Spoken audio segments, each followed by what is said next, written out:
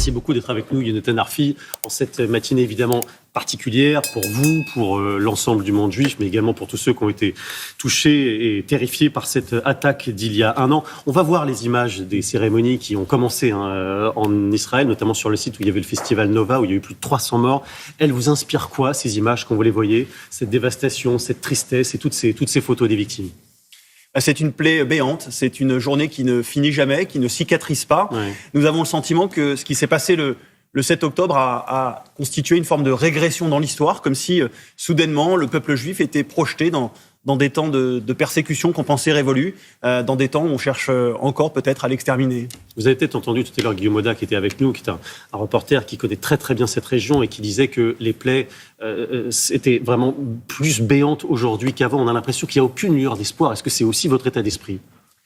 D'abord, il y a la question des otages qui maintient au fond la question ouverte dans la société israélienne. Il y a 101 otages retenus aujourd'hui par le Hamas. Il y a deux franco-israéliens, dont 2 Français, effectivement, Ohad Yahalomi, Ofer Calderon.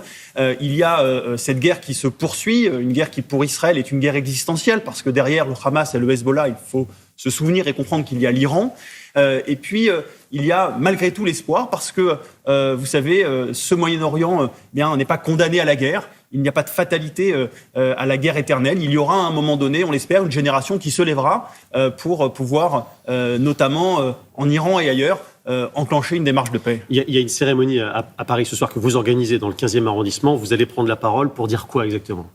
Et pour dire d'abord que de France, nous voulons envoyer un message de solidarité aux Israéliens, leur dire qu'ils ne sont pas seuls face à leur douleur, face à leur détresse, que le combat contre le terrorisme, contre l'islamisme, est un combat qui concerne l'ensemble des démocraties libérales, parce que la violence qui les a visées de la même manière en 2015 la France, a visé les États-Unis, a visé beaucoup de pays dans le monde et a visé aussi le monde musulman lui-même. Et puis peut-être aussi revenir sur ce qui s'est passé en France, dans notre pays, la résurgence de l'antisémitisme qui s'est enclenchée le 7 octobre par mimétisme par rapport aux images qu'on a vues venir du Proche-Orient. Et on donnera des chiffres assez effrayants dans quelques instants. Vous parlez des otages, on le rappelle, il y a donc 2 Français, vous avez dit leur nom, leurs proches seront reçus aujourd'hui à l'Élysée. Est-ce que vous avez des nouvelles ? Est-ce qu'on sait s'ils sont vivants, en bonne santé ou pas ?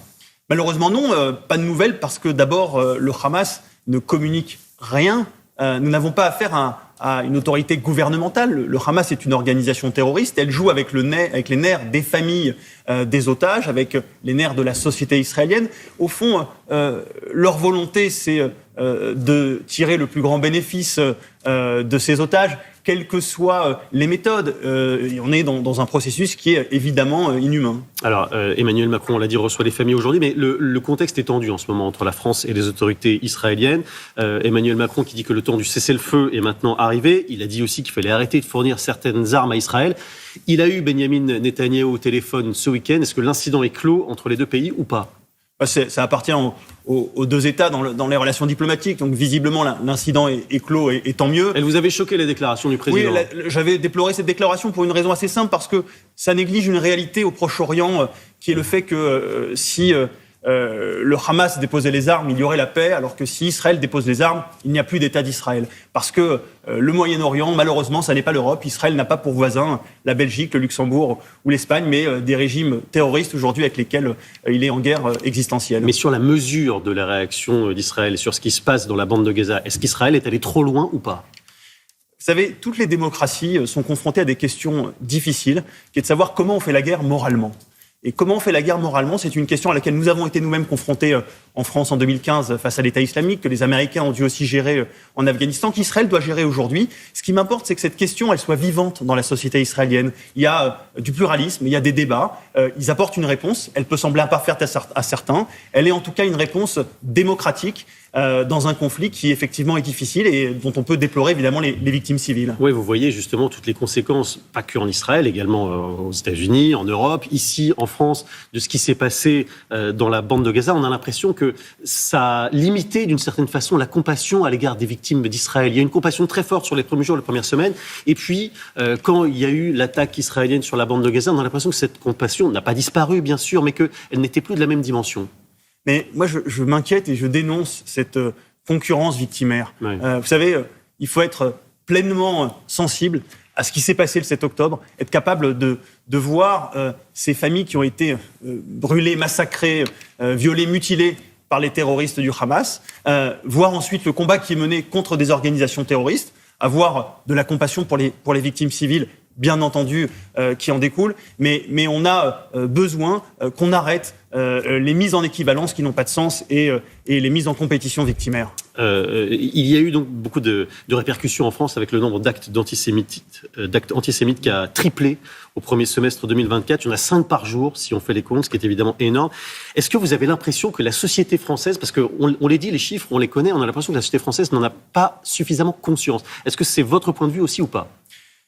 On n'en a effectivement jamais assez conscience. Et je le dis, j'aurais souhaité entendre plus de grande conscience de notre pays, plus de grandes figures du monde culturel s'élever contre cette hausse de l'antisémitisme, ne pas avoir peur de dénoncer l'antisémitisme, parce que pour certains, malheureusement, il y a eu le choix du silence, en tout cas une incapacité à s'exprimer, parce qu'ils auraient peur d'être associés à un camp dans le conflit israélo-palestinien. Vous pensez à qui ? À quel type de figure ? Quel type de figure ? Sans donner de nom. Le monde du cinéma, les grands noms de la littérature. On aurait besoin que les grandes consciences de notre pays dénoncent l'antisémitisme pour ce qu'il est aujourd'hui, c'est-à-dire une menace pour les Français juifs, mais une menace, au fond, pour les fondements démocratiques de notre société. Mais quand vous dites qu'ils ont peur de quoi ? Ils ont peur pour leur sécurité ou ils ont peur pour leur public, pour leur succès ? C'est ça que vous dites ? Mais malheureusement, aujourd'hui, quand vous dénoncez l'antisémitisme dans notre pays, vous êtes accusé d'être, je cite les termes, complice d'un génocide.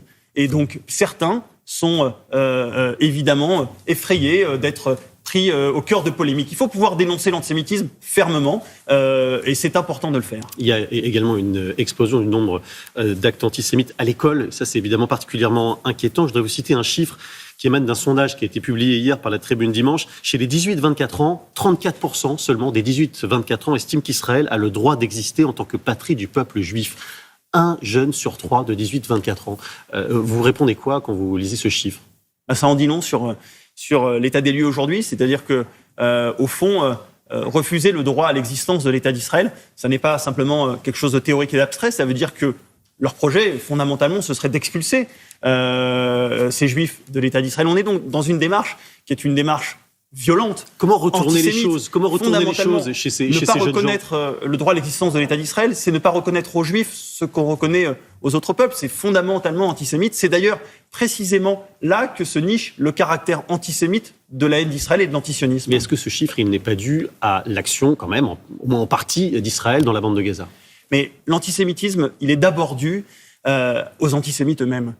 Savoir ou vouloir retourner la responsabilité d'une certaine manière de l'antisémitisme sur les Juifs ou l'État d'Israël, c'est une procédure qui me paraît fallacieuse et qui me paraît surtout inopérante. Si on veut lutter contre l'antisémitisme, eh bien, il faut d'abord que nous travaillions sur les antisémites pour leur faire changer d'attitude. Et c'est le message que vous passerez donc ce soir lors de la cérémonie commémorative dans le 15e arrondissement de Paris, en présence, je le précise, du Premier ministre Michel Barnier, qui sera à vos côtés. Merci beaucoup. Merci.